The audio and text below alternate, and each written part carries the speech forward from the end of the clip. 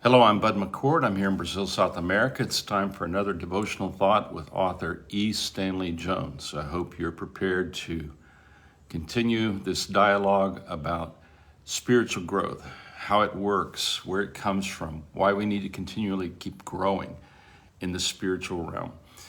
It's been a pleasure to keep walking through these devotionals. It's each week that passes by, it seems like it goes faster and faster. Today's devotional has this title, Give Out Love to Everybody. He's talking about not falling into the trap of becoming reactive to the things that are happening to us. It's absolutely clear that we are all bombarded every day by things that can turn us into a reaction. And according to the way that I'm understanding this from Stanley Jones and from the scriptures and the words of Jesus, he purposefully wants us to be trained to be a continuous action. A continuous action. Love is a continuous action, and love only gets to its destination if it doesn't get distracted, doesn't get detoured. And we have this tendency to be distracted by all the circumstances, and we need to go back to the simplicity of just simply obeying the commands of Christ in every circumstance. So let's read today's devotional and have a few thoughts afterwards. Give out love to everybody. This is a strategy for not becoming reactive. We come to another step in our reactions. Number 5, keep on growing so that anything derogatory that is said about you will belong to the man who was, or in your past, not your present, and not the man who is. Dr. D. Elton Trueblood quotes a contemporary college president who, when asked how he could keep his composure in the face of continual shots fired at him from students, from professors, from alumni, and from the general public, replied with a broad and generous smile, "Oh, I just keep moving and let the shots drop behind me." That's a little bit like we said yesterday about picturing a river. And the criticisms and the things you could react to are like rocks that are thrown into the river. The river's just going to keep moving. Whatever's thrown into it just disappears. It's not that relevant. Number 6, make it a life attitude to give out love to everybody, good, bad, or indifferent, whether they be friend or foe. That's love your neighbors, you love yourself, and also even love your enemy. Make it a life attitude to give love to everybody, good, bad, or indifferent, whether they be friend or foe. This is always safe. Love never fails. For the giving out of love is the victory. If the person concerned accepts it, then you have won. If he does not accept it, you've also won, for you are the more loving. Number 7, in everything that happens, look for the growing point. Every disturbance can disturb you upward or for the better. Here is what a pastor stricken with polio said after having seen the possibility of not merely bearing this disability, but using it. When I found my leg muscles atrophied with paralysis, it occurred to me that this was an opportunity to explore the possibilities of Christian faith in personal experience. But how could I use polio? And then lying in bed, he came to the following conclusions. I would keep alert for ways in which the polio experience could be used. Number 2, few people live over 80 years. Even this is a short span that time itself limits the occupations one can pursue, the experiences he can have, and the good he can do. Paralysis arbitrarily limits me. Nevertheless, if I had to spend the rest of my life in bed, there are still so many possibilities open to me that I would not have time to explore them all, even if I did live 80 years. Why give any thought, then, to those things that were beyond the limits of my physical powers? Number 5, I would replace such negative thoughts with devising ways to do things that are within my scope. He related constructively to the polio and made polio into power. And here is the prayer that he has come to to this conclusion to pray before God because of this particular devotional thought about continuing to love. Oh Jesus, you did not take all that came. You who did take all that came and did make it into something else, help me to do the same. Amen. Let me read that again. Oh Jesus, you who did take all that came and did make it into something else, help me to do the same. Amen. The affirmation for the day: everything that comes today shall be grist for my kingdom mill. Everything that comes today shall be grist for my kingdom mill. Reading a devotional like this puts us on notice that there's always room for us to grow. About the time that we think we understand Christianity, when we understand Jesus, we're moving along at the kind of a pace that we should. We can kind of lull ourselves to sleep believing I don't have anything that's challenging me right now. And then all of a sudden we come to these kind of a devotional which talks about polio, talks about how Jesus transformed all the negative that came toward him into the glory of God. And we begin to look at that, and I don't know how you felt about it, but when I read this particular devotional, I thought, wow, if I had polio, and polio has been a kind of just a memory for a long, long time, and right now it's reappeared again, even in the United States. And you look at that and you say, wow, could I respond in that way?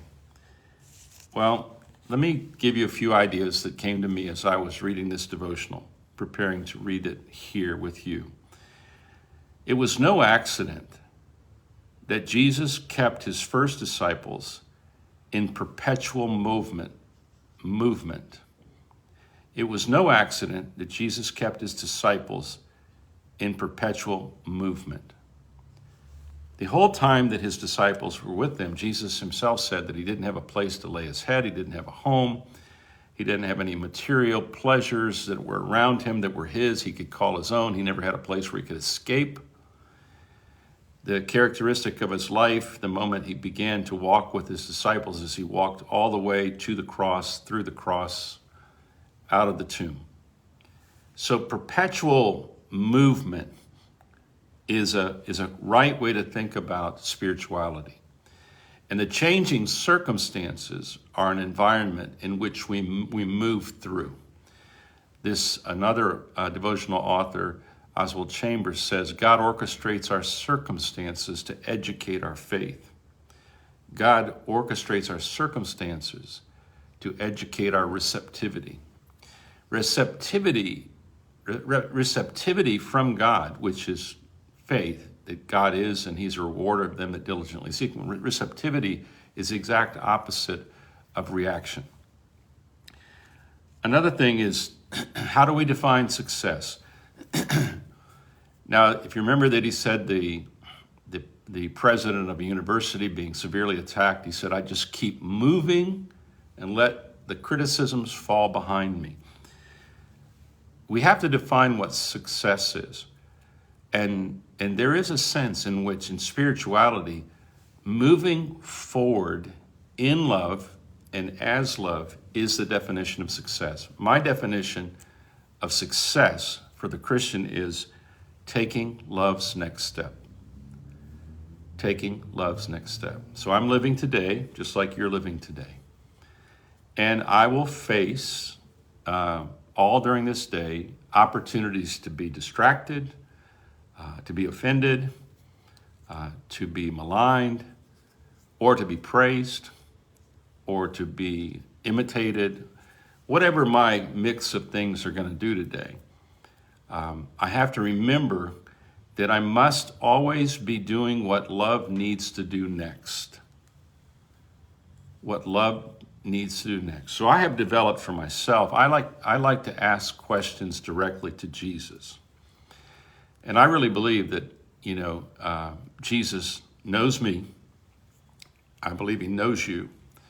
And I believe he knows the things that I will face today. And he knows the way that if I face them correctly, will be transformed into a manifestation of love. And I also know that if I don't transform those things into a manifestation of love, then I have lost that opportunity. And in a sense, I've created a debt because I should have loved that person. And I didn't. So here's what I ask. I said, Jesus, this is what I ask when I feel ready to react against something or towards something, or me to justify myself or defend myself or assert myself. Jesus, do you want me to react to this? If somebody mistreats me, do you want me to react to this? Because the reaction is optional. Love isn't. Reaction is optional. Love isn't. So I asked Jesus, do you want me to react to this? And in my case, about 100% of the time, if I use the word react, he'll say no. Now then comes the battle of whether I'm going to listen to him or listen to me. And then I ask this question, Jesus, what is the next action you have for me? What is the next action of love you have for me? So if I'm being offended, or I'm being mistreated, or I'm in a situation where I'm getting ready to be distracted and taken, and now I'm not in action, I'm reacting. While I'm reacting, what if there is something that I should be acting on that has eternal significance? Maybe somebody's criticized me, and now I'm writing a long message to them in order to defend myself. Well, while I'm taking 20 minutes to write that, there's another person who's celebrating a birthday, or another person that's mourning the loss of a loved one. There's another person who needs some comfort, encouragement. And while I'm spending 20 minutes trying to justify myself, what if those 20 minutes were meant for me to do good to someone who was suffering? How much time should I dedicate to defending myself? Do I really have that much extra time in a day that I run around justifying myself? Because while I'm justifying myself, what other things am I missing in the life of my children or my family or my church or in where I work? How much? If you get into reactivity, it'll take up every bit of your time for your whole life. So that's the way I understand what he's saying. So when he says, everything that comes today shall be grist for my kingdom mill. Well, we're not used to seeing a mill, how they ground things up and they turned it into something good to eat. So he's saying, look, whatever comes today, turn it into something that's useful for love. And if you can't turn it into something that's useful for love, then just let it sink to the bottom. Keep moving. Take love's next step. So you can see that just this one small devotion can cause us to do a whole bunch of really good evaluating. And maybe it'll keep us from being distracted by people, what people say of us, against us or for us, or defending ourselves or justifying ourselves. It's been a long journey of that kind of teaching for me, and I'm still learning. God bless you.